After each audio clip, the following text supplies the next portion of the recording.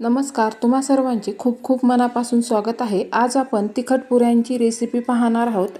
आषाढ विशेष ह्या पुऱ्या चवीला अप्रतिम लागतात आणि अगदी खुसखुशीत होतात। त्यासाठी मी इथे 1 चमचा धने, जिरे आणि ओवा घेतलाय।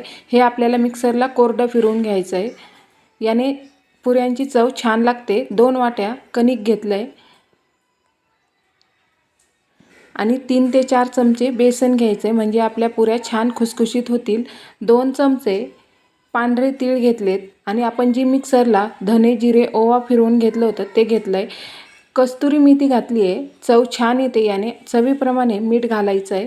यामध्ये कोथिंबीर घालायची बारीक कट केलेली, लाल तिखट तुमच्या आवडीनुसार घालू शकता आणि हळद घातली आहे अर्धा चमचा।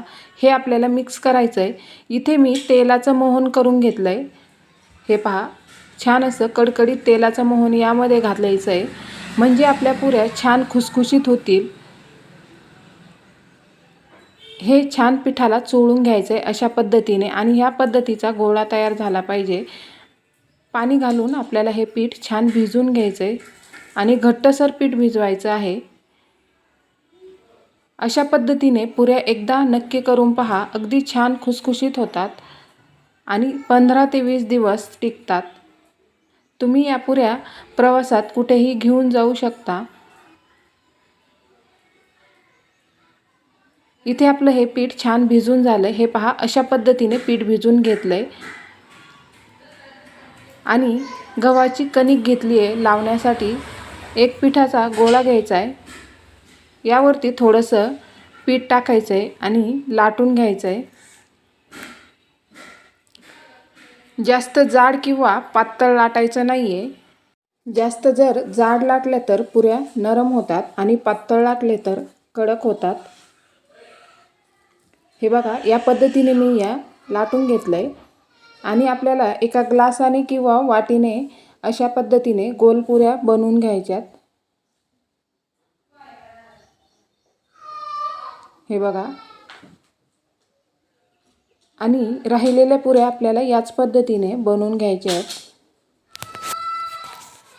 ह्या पुऱ्या चवीला अगदी खमंग लागतात आणि 15 ते 20 दिवस सहज टिकतात। तुम्ही प्रवासात जाताना अशा पद्धतीने पुऱ्या बनवून घेऊ जाऊ शकता।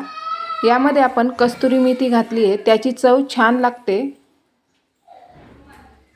हे पहा, लाटून झालंय आणि पुऱ्या बनवून घ्यायच्या। मी इथे गॅसवरती देखील तेल तापत ठेवलंय। इथे आपलं तेल छान गरम झालंय। तेल जास्त कडकडीत गरम करायचं नाहीये आणि अगदी लो टू मीडियम गॅसवरती आपल्याला ह्या पुऱ्या तळून घ्यायच्यात। हे पहा, अशा पद्धतीने। तेल जर जास्त गरम झाले तर पुऱ्या तेलात टाकल्यानंतर जास्त लालसर होतात।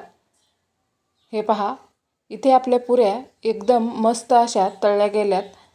लो टू मीडियम गॅसवरतीच आपण ह्या पुऱ्या तळून घेतल्यात आणि राहिलेल्या पुऱ्या देखील आपल्याला याच पद्धतीने तळून घ्यायच्यात। तुम्ही पाहू शकता, इथे आपल्या पुऱ्या छान अशा तयार आहेत, अगदी मस्त झाल्यात आणि रंग पण खूप छान आलाय।